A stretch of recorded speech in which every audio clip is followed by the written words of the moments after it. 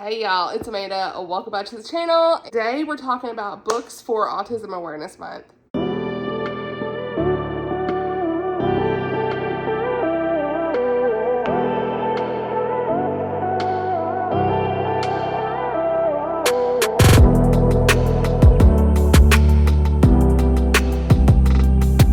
Guys, so a little bit of a different setup here.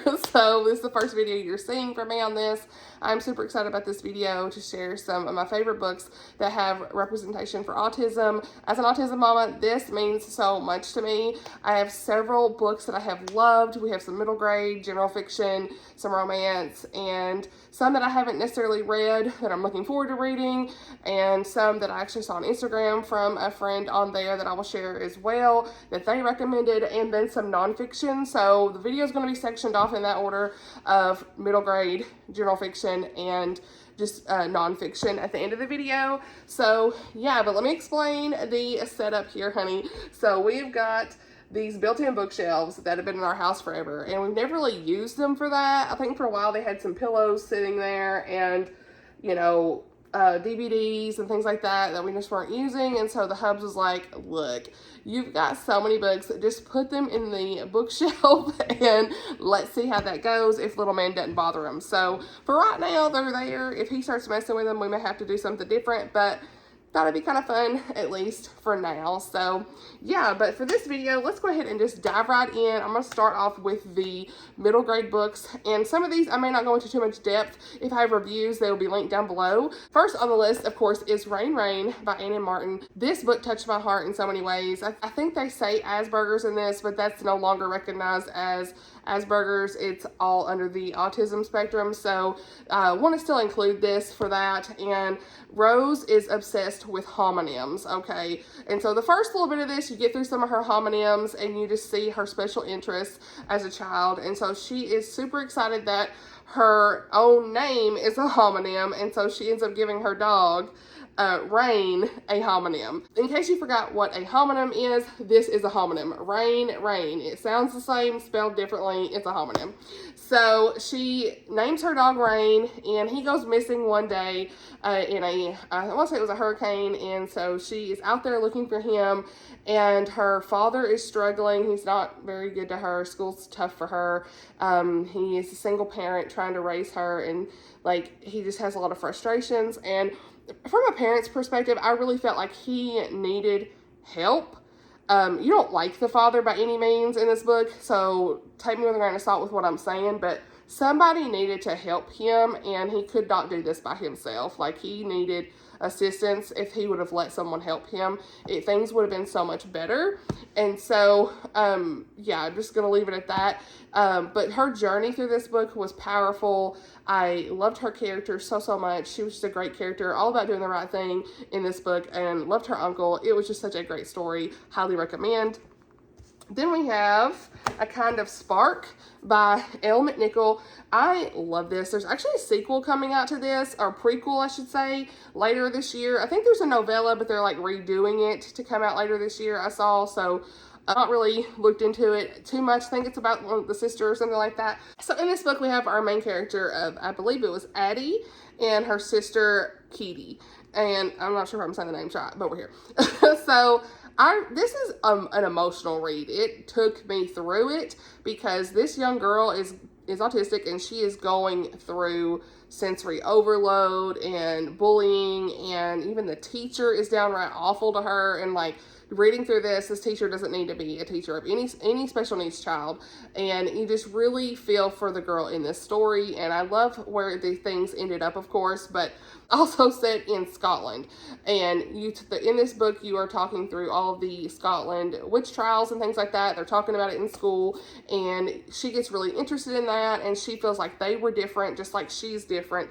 And so she sets out to really tell their stories, wants a plaque to commemorate their memory, because they were, of course, not witches. It was all wrongfully done, and no one really cares except her. And so she really sets out to make a difference, and it's just a really great story for that. So if you can get through some of the hard things with the teacher and stuff, this is definitely one I would recommend. It's powerful.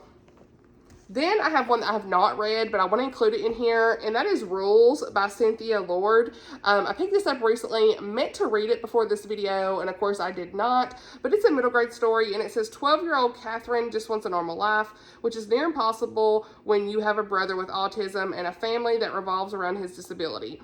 So this sounds like a sibling's point of view who is a sibling to a child with autism, and so like her brother has autism. And so it says she spent years trying to teach David the rules from a peach is not a funny looking apple to just keep your pants on in public. Boy, do I know that struggle. But so he's having a lot of embarrassing behaviors and things like that.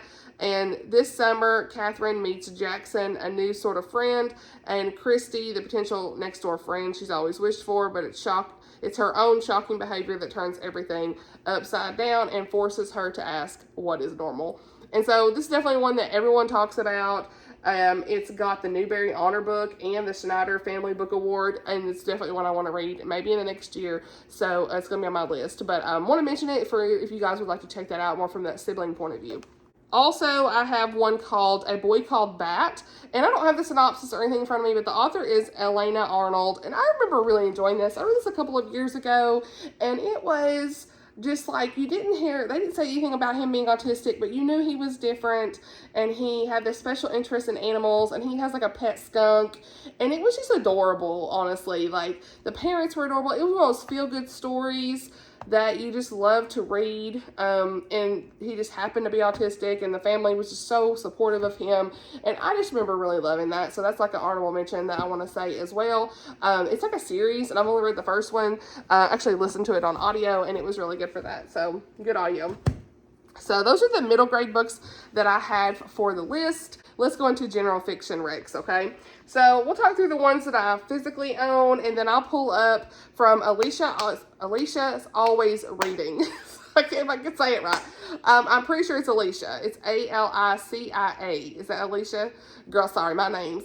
But Alicia's Always Reading, and I love her content, and I will link her Instagram post down below, but she had some that she posted of like neurodivergent reps, such as like ADHD, dyslexia, and she had some autism book recs in there, so I screenshotted some of those. So we'll look up some of those as well and go through the synopsis a little bit later. So thank you, Alicia, for that. And I had asked her if I could share that here on the channel, and so excited to talk through the ones she had as well. I think one of them was one that I already had on my list, and that is Betrothal or Breakaway by Leah Brunner. And this is one I've not necessarily read. I've not read Leah Brunner. She does write closed door romances. Her books usually have a teeter the line, I think, with makeouts and things like that, a little bit more steamy, but they are still closed door, and that she does have a little bit of language, usually mild language in her books. But this is the one I picked up because I knew it had the autism rep. I think the male main guy, MMC, okay, the male main character, I think he is autistic. And it says, can Ford Remington, team captain of the DC Eagles, forge the future he wants? Ford's love life isn't non-existent. It's just hopelessly one-sided. And the only woman he's ever wanted, his childhood best friend, Amber, doesn't reciprocate his feelings. So why bother dating? Amber's fiance leaves her pregnant, and without health insurance, she's prepared to do it all alone until childbirth causes complications with her heart, and she needs minor heart surgery. We got some depth. Ford proposes a plan. A quickie wedding, insurance for Amber and her baby girl, and 2 years of platonically wedded bliss. But how will he let go when he's not only in love with Amber, but also the baby girl, who he now feels like his own? Wow, this is gonna be, I need to read this. Honey, got some stuff. So it's a hockey romance. It's definitely one. I never even noticed about the baby. She got that baby bag. Honey, never even noticed that on the cover. So yes, definitely one I want to read. So want to mention that. At least I'm pretty sure it's the guy who's autistic. Anyway, there's autism rep in that, okay? Then I want to talk about Sugar Birds and Landing on Air. I'll put Landing on Air on the screen. This author is Cheryl Gray Bostrom. I read both of these books. I love them. They are some really great, well-represented autistic characters. in this book. Well, it's just one autistic character, I should say, but he is very well represented in this book. And you want to start with Sugarbirds. I read them backwards, which is fine. You can do it backwards too, it's fine. But these are set in like Northwest Washington State, so you have like all of the Pacific Northwest, the trees, that setting. It's really great. You've got some veterinarian. I can't even say stuff. You got some animals, honey, and stuff like that in these stories. But in the first book, Harris is there. It's like a little bit more of an introduction to the couple that's in Leaning on Air. But Harris has always taught his daughter Aggie the ways of the northern woods, and her mother's depression worsens, and Harris is showing the girl how to find and sketch the nests of wild birds as an antidote to sadness. So she is in a tree far overhead, and her mother says, "Don't be climbing up there," and she's angry, and the 10-year-old accidentally lights a fire. Okay, the house catches on fire. Parents are, I believe, they get hurt. She doesn't know if like what happened there. She runs away. They're out there looking for her, and it's a search party. And so Celia Burke is there with her boyfriend, and her boyfriend is the one. Her and her boyfriend, well, husband later, I should say. I think he was her boyfriend in this book. I think he was like they were younger in this book for sure. And then later in Leaning on Air, you follow them like 10 years after their marriage, and they're struggling with a lot of different things. And he's obviously autistic and having his own struggles and things like that. So Burnaby was his name. And so just like powerful stories. They're more general contemporary women's fiction, if anything. But this one, I really liked how we were trying to find that young girl, and like you got introduced to Celia and Burnaby and whatnot. And then more so the autism rep is shown, I feel like, in the future book Leaning on Air. So they're dealing with like infertility and things like that in that book. So the reviews for both of these are going to be linked down below. These are technically Christian fiction. The faith in these are light. It's light faith, but there is some faith in here that I did appreciate as well. So I would say these, like if you like, it says on the front, if you like Where the Crawdads Sing type book, like there's like, it's almost like marshes and forests, and it's got that vibe of like Where the Crawdads Sing did, you know. There's lots of animals, and yeah, these are really great. Then we have got Karen Kingsbury, Unlocked. This was the first book that I read soon after my little boy was diagnosed, and it was one of the first books I read in a vlog, one of my first early vlogs on the channel, and I was crying in that video. One of the first times y'all see me crying in the video. And it was because I was going through such a hard time, and the faith in this book, the story of this young boy being an 18-year-old or 17-year-old in school, about to graduate high school. I'm pretty sure he was like that old. I'm pretty sure he was like about to graduate. I can't remember exactly his age, but he was in high school. Like seeing he's autistic and seeing like the mother's point of view, like the prologue in this is what really got me. Obviously, I've still got my tabs from when I first read this. It meant so much. So you follow this boy in high school, like I said, who is autistic, nonverbal, and music opens the doors for him, and obviously from the piano. And there's a young girl that's his friend, and they become close through the music class. He like loves seeing her in music class and things like that. He is bullied tremendously in this book, so be aware of those scenes. But there was some serious bullying in a scene where I think there might have been a student who took their life. It wasn't like a main character, but it was devastation, you know, in this story. I'm pretty sure that was the main trigger in this. I just can't remember exactly. So be aware of that content going in, but it was definitely a powerful story in the mom's point of view and like what she was going through. This story really did give me hope from an autistic parent's point of view. More than anything when I needed it most. But it also brought awareness to the bullying and how they needed to handle it in the school and things like that. So very, very, very well done book. It's one of my favorites. Last physical one that I have read, and then we'll talk about the ones Alicia had. Kiss Me on Christmas by Sarah Monzon. This is so cute. It's like a cute little novella size book. I mean, it's like compact pocket book, okay? Come on. But I really like this. I know it's a Christmas book, but we have to have it in here. Put it on your list for later on this Christmas.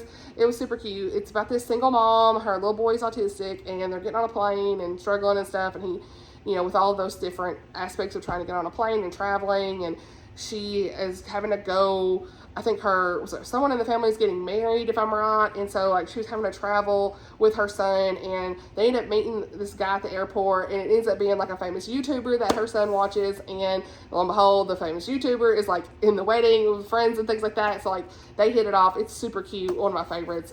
Loved the relationship. It's a single parent story anyway, always tugs at my heartstrings, but love the relationship that they had in the romance, and then of course the little boy added just such a great dynamic to the story. So yeah, that's one of my favorites.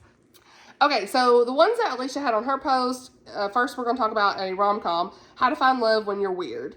I'll put the cover on the screen, by Camilla Evergreen. And this one says, I'm a perfectly functional adult. Why is it hard to get a date? Her father decides that she won't get her inheritance until she's in a stable relationship, and she has less than 2 months to find love to inherit her cottage home. And so she ends up talking to a tattooed bar owner, and so he keeps appearing in her life, and when they enter into a fake practice dating collaboration, so it's fake dating, she refuses to date anyone who drinks. He's a grump. She knows what alcohol can do to people. She's looking for someone I think I can trust to hurt me again, no matter what. Follow my number one rule: do not fall in love. And so it says it's a satire, romance, neurodivergent lead on the road of self-acceptance. And it is closed door, fade to black. Each book in this series says it's a closed door, fade to black, minimal cursing, if any, and swoon-worthy love. Oh, okay. So someone says this reminds them of The Kiss Quotient by Helen Wong. I actually read that a long time ago when I was reading more like spicier books, and I don't read that anymore. So years ago when it first came out, like when I was like 25 or something like that, 27. So it reminds them a lot of The Kiss Quotient, but without all the open door scenes. That's nice. So yeah, definitely want to try to get into that at some point. I'm marking on my Goodreads as one to read, so appreciate that recommendation. And then next on the list we have The Designated Twin by Drew Taylor. And this is another rom-com, and it's Lorelai is our main character, and she's autistic, and it says, wake up, go to work, bring work home. Every day looks the same for me. Organized schedules are life-giving, and Donwell family law is my soulmate. But when my well-intentioned twin ships me off on a date with the Prince of Corsa, I don't know, in her steed, my perfectly functioning life is derailed, especially when he begins to show up in my safe places. To make matters worse, when I'm with him, I feel something. He encourages me to be the real me instead of the masked, if I can enunciate, masked facade of my twin. That's one thing that they talk a lot about with autism is masking, and like you're just trying to like make it through the situation and like put a wall up of who you really are and hide all those things about yourself. So that's something that's a lot of people try to bring awareness to. Then it says, I've never dated before, but because most men don't understand me, but Finley is somehow able to read me the way I read philosophy books, easy and quick. And when he learns of my mental disabilities, he does not shame me. He says he loves me. Finley, after his brother drops the news that may alter his life course, he finds himself in need of a wife. She must be the woman capable of queenship. Oh, this is fun. It's like royalty, honey. Since I am now set to become the next king of Corsa in less than a year's time, my old college friend believes she has the right woman for me, so I vow to give this woman a chance and pray she'll be the right one for me, basically all that stuff. So I'm here for this. I love this. I love reading synopsis for the first time on screen. It's fun. So that one sounds really good. Then I think there was one more maybe. Was that it? No, actually she says Falling for Your Best Friend by Emma St. Clair. I didn't realize that because I have that. And I was like, yes, because I've read a lot of Emma's books, and I need to go behind the synopsis on that one because y'all already know your girl's here for it. Falling for Your Synopsis is what I typed in. It's late. Falling for Your Best Friend. Y'all surprised? No, you ain't. All right. Want to read?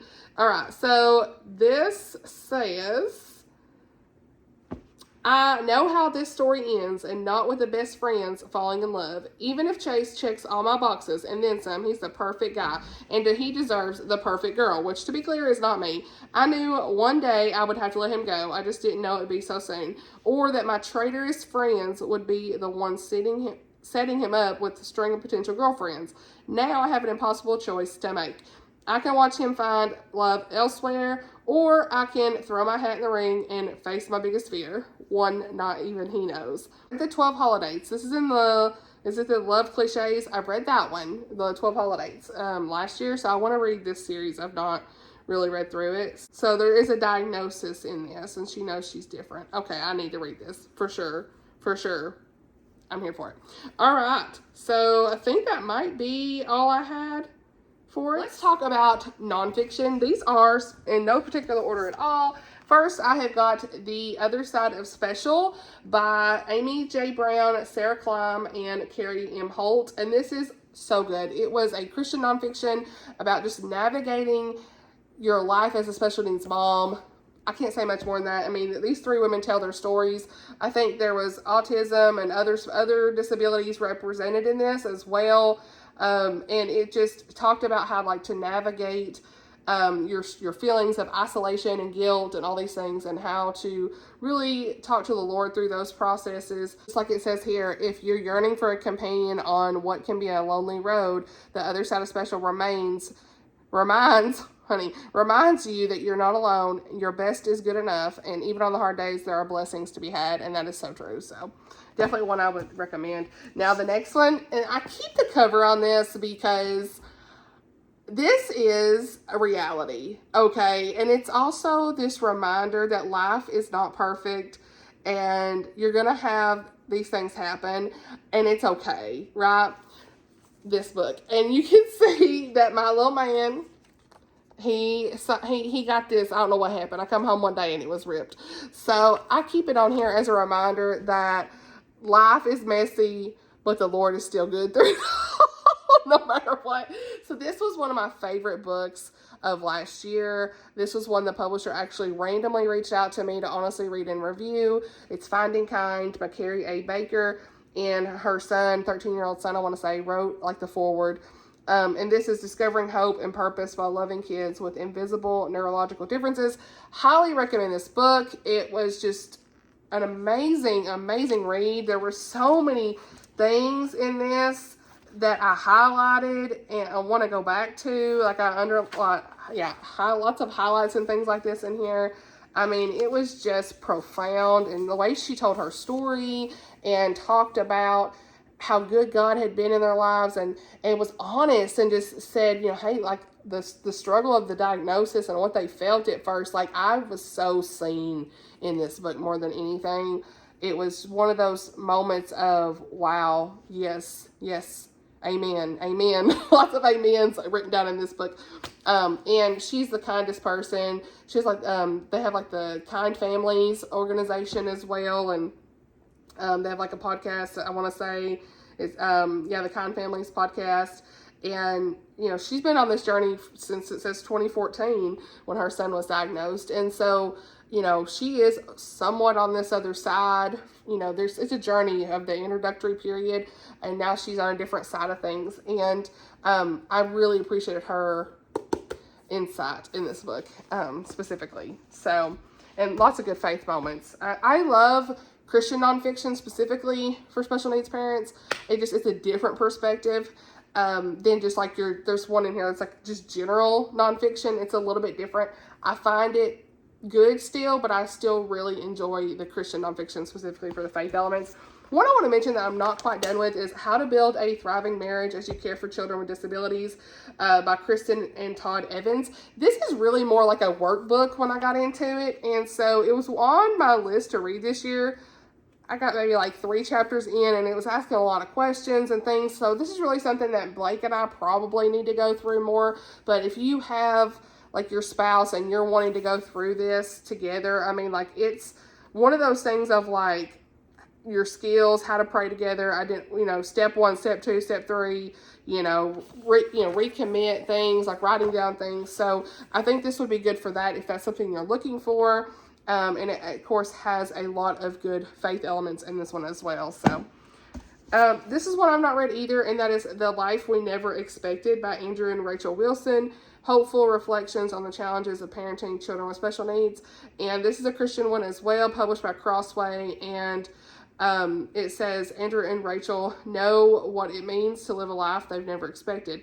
Parents of 2 children with special needs, their story mingles deep pain with deep joy in unexpected places. And so they have raw honesty, but they talk about what it means to weep, worship, wait, and hope in the Lord. And so I believe that their children had autism. It said special needs, and now I'm questioning if it was autism or not. I mean, you can get, even if they're not autistic, you know, any special needs book is definitely going to be something that you relate to, because I've read some, you know, the children had Down syndrome or other disabilities, and they are very just relatable for me regardless of the disability, because we're all just walking this journey together no matter what. 2 children with autism, it says so in the forward. So yes, I want to get to this at some point. Another one that was a favorite nonfiction of the year last year was Jessica Hurlburt, and that is Unlimited Motherhood, Overcome 12 Limits That Overwhelm and Conflict Our Hearts. I read this review on an ebook, and then I had already pre-ordered it anyway by that time. So yeah, I mean, all you gotta tell me is it's about a autistic child, parent, Christian. I'm here. So I like a lot of what she shares on her Instagram as well, just like Kari. And this book had so much just realness again, lots of just moments that you felt relatable to. Like she talked about like her daughter is autistic, and she talked a lot about the meltdowns and just like her experiences trying to go to parties and you know, having to leave and all these different things and just trying new things, and then, you know, being let down, but how good God's been in the process too, of just how to recognize and follow the Lord and in all of the things that you're dealing with. But what if the limits on your life could be overcome through the power of the Holy Spirit, and your heart's cry is for God to use you, but at the end of the day, you don't have much left to give. And she has lots of different stories that she tells in this through that. And so, yeah, I really, really enjoyed this one as well. Now, the last 2 I want to talk about are one I've read, one I'm not. One is Forever Boy. This is the example of the ones that are not Christian based. I think they are Christians, okay, but it's not like faith based, if that makes sense. Kate Swenson, Forever Boy, A Mother's Memoir of Autism and Finding Joy. This was a 5-star read for me when I read it. I really, really enjoyed it. Another one that I read early on in our autism journey with our son, and it was one of those like profound moments when I found her channel, her Instagram, her Facebook. She has millions of followers at this point. Her son is Cooper. He is 13 years old, and he has severe nonverbal autism. And I love their journey and just her sharing her life and her realness. She is one of my favorite accounts to follow, Kate Swenson. And so it's Finding Cooper's Voice is the Instagram. And so highly recommend that you all read this. It talks about her marriage issues and things like, I think they got divorced and they got remarried, and just how they navigated those challenges. And she talked about just the diagnosis process, and again, like all the feelings you felt and stuff like that. Like I said, it is one of those things of, I do prefer the Christian nonfiction ones, but this one was still a 5-star read. Highly recommend. You know, it just was perfection as far as her journey and relatability, and just felt so seen. Once again, the stories she told, lots of, yes, that was me. And we're still walking through this journey, of course, but like this really meant a lot to read through here. And they have a new book, Autism Out Loud, Life with a Child on the Spectrum from Diagnosis to Young Adulthood. And so she wrote this several years ago. Was it 3 years ago now, maybe? 2020. 5 years ago, I should say. Oh, wow. It's crazy. It's been a while. Was it 2020? I'm pretty sure she wrote it during 2020 and it got published in 2022. That's what she said. I was like, wait. My kid was diagnosed in like 2021. Okay, so I was like, wait, I read this after that. But she said she wrote it during 2020. So now that he's a little bit older, her and Kari, Elle, and Adrian Wood, they all have children with autism, different phases of life. One I know is 20 years old. I can't remember how the other one is. But then, of course, her son is Cooper, and he is 13. And so they live Autism Out Loud. They're talking about their stories, and each of them, they've been doing like book tours and stuff. So I'm excited to kind of get through this and see like what their stories. We've got Jack, who is 19, Cooper, well, he's 20 now, but when they wrote this, 19, Cooper is 13, and Amos is 10. So I really want to get to this soon. I've got the audiobook for it as well. So I really need to get to it. So that's all the books I have for the autism book recommendation video. I really appreciate you being here. If you're still here, I know some people may click off on nonfiction. They're probably gonna be like, I'm done. But if you're still here, thank you for watching and being here with me. I am just thrilled to make this video because I continue to want to raise awareness for autism for my son and for us as a family going through these things. And there are great books out there that have characters represented for you and your family, and just like the nonfiction books that bring so much to the table with the Lord front and center are so important to me. And I hope that you find something in this video that you want to check out. Even if you are not a parent of a child with special needs, you know, I encourage you to try to read some of these books, especially like the middle grade books too, like to see the perspective of, you know, what parents go through and children go through, and to just have that extra awareness for yourself. I encourage you to do that. And so, yeah, I hope you found a book that you think you'll enjoy. Thank you so much for watching, and I'll see you guys in the next video. Bye, y'all.